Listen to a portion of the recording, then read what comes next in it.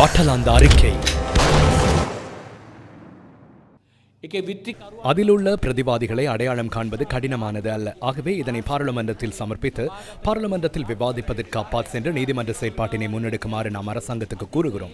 பட்டலாந்த வதை முகாமில் அந்த செயற்பாட்டுடன் தொடர்பு பட்டிருந்த தற்போது உயிருடன் இருக்கின்ற ரணில் விக்ரமசிங்க உள்ளிட்ட தலைவர்களை உடனடியாக கைது செய்து நீதிமன்றத்தில் ஆஜர்படுத்துமாறு நாம் தொடர்ச்சியாக அரசாங்கத்துக்கு அழுத்தம் விடுக்கின்றோம். அதற்கு தேவையான சாட்சியங்கள் நம்மிடமுள்ள சாட்சியங்களை வழங்கி சட்ட நடவடிக்கையின் போது அரசாங்கத்துக்கு தேவையான நமது ஒத்துழைப்பை வழங்குவதற்கு நாம் தயாராக இருக்கிறோம்.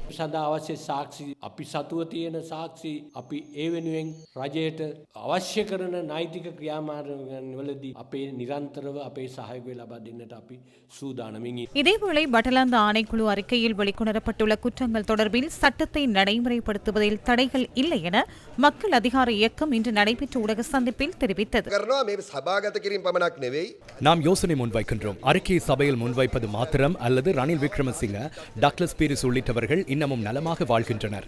ரணில் விக்ரமசிங்க என்பவர் பட்டலாந்த இறைச்சி தொழுவத்தின் அரசியல் தலைவர்.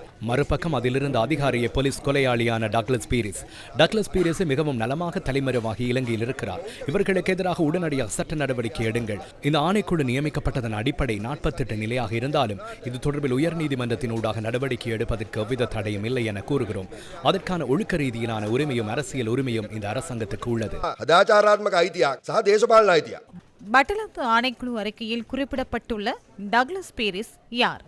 1967 ஆண்டு போலீஸ் கான்ஸ்டபிளான டக்ளஸ் பீரிஸ் 1971 ஆண்டு உப போலீஸ் இன்ஸ்பெக்டராக பதவி உயர்த்தப்பட்டதுடன் 1979 ஆண்டு போலீஸ் இன்ஸ்பெக்டராகவும் 1985 ஆண்டு தலைமை போலீஸ் இன்ஸ்பெக்டராகவும் பதவி உயர்த்தப்பட்டார்.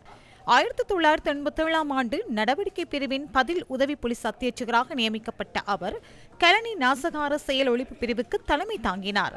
உரிய தகைமைகள் இல்லாத நிலையில் சிரேஷ்ட போலீஸ் அத்தியட்சகர் பதவிக்கு அவர் நியமிக்கப்பட்டதாகவும் பாரதூரமான விமர்சனம் நிலவுகின்றது. டக்ளஸ் பீரிஸுக்கு எதிரான குற்றச்சாட்டுகள் யாவை? பட்டலாந்த வதை முகாமிற்குள் இடம்பெற்ற மிலேச்சத்தனமான பல சம்பவங்கள் தொடர்பில் டக்ளஸ் பீரிஸ் மீது குற்றச்சாட்டுகள் முன்வைக்கப்பட்டாலும் கடத்தல் சம்பவம் ஒன்று தொடர்பிலான வழக்கொன்று மாத்திரமே அவருக்கு எதிராக நீதிமன்றத்தில் தாக்கல் செய்யப்பட்டுள்ளது. 1989 ஆண்டு ஜூலை மாதம் 1ஆம் தேதி தெல்கொட பகுதிக்கு சீருடையில் சென்று கொலை செய்யும் நோக்கில் ஒருவரை கடத்தியதாக குறித்த வழக்கு தாக்கல் செய்யப்பட்டுள்ளது. 2009 ஆண்டு ஆகஸ்ட் மாதம் 26ஆம் தேதி டக்ளஸ் பீரிஸ் உள்ளிட்ட 5 பிரதிவாதிகள் குற்றவாளிகளாக காணப்பட்டதால் கம்பஹா மேல் நீதிமன்றம் அவர்களுக்கு 5 வருட கடூழிய சிறை தண்டனை விதித்தது. எனினும் அவர் அந்த தண்டனையை ஆட்சேபித்து மேன்முறையீடு நீதிமன்றத்தை நாடியதுடன் 2024 ஆண்டு ஜூலை மாதம் 25ஆம் தேதி கடந்த வருடம் டக்ளஸ் பீரிஸ் உள்ளிட்ட மேலும் 4 பிரதிவாதிகளுக்கு விடுக்கப்பட்டிருந்த 5 ஆண்டு கடூழிய சிறை தண்டனை உடனடியாக நடைமுறைப்படுத்துமாறு மேன்முறையீடு நீதிமன்றம் உத்தரவு பிறப்பித்தது. எனினும் இந்த தீர்ப்பை ஆட்சேபித்து டக்ளஸ் பீரிஸ் உயர் நீதிமன்றத்தில் மனு தாக்கல் செய்துள்ளதுடன் இது தொடர்பான வழக்கு எதிர்வரும் ஜூன் மாதம் விசாரணைக்கு எடுத்துக் கொள்ளப்பட உள்ளது. பட்டலாந்த ஆணைக்குழு அறிக்கையை அடிப்படையாக கொண்டு நாம் ஒளிபரப்பு செய்யும் தொகுப்புகளின் போது டக்ளஸ் பீரிஸுக்கு எதிராக முன்வைக்கப்படுகின்ற குற்றச்சாட்டுகள் தொடர்பில் வினவுவதற்காக கடந்த 17ஆம் தேதி நாம் அவரை தொடர்பு கொண்டோம். இந்த அழைப்பின் பின்னர் நாம் பல சந்தர்ப்பங்களில் டக்ளஸ் பீரிஸை தொடர்பு கொள்வதற்கு முயற்சித்தாலும் அந்த முயற்சிகள் பலனளிக்கவில்லை. இதனால் நியூஸ் ஃபர்ஸ்ட் செய்தியாளர் இன்று வரக்காப்புளையில் உள்ள அவரது வீட்டுக்கு சென்றார். டக்ளஸ் பீரிஸுடன் குறித்த வீட்டில் இருந்த பெண்ணொருவர் ஊடகங்களுக்கு கருத்து தெரிவிக்க மறுத்ததாக எமது செய்தியாளர் கூறினார்.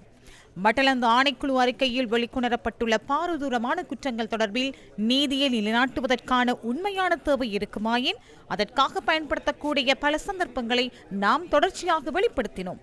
பாராளுமன்ற விவாதத்தை மாத்திரம் நடத்தி மீண்டும் இந்த குற்றங்கள் புதையுண்டு செல்வதற்கு இடமளித்தால் மக்கள் எதிர்பார்க்கும் நீதியை எவ்வாறு நிலைநாட்ட முடியும்?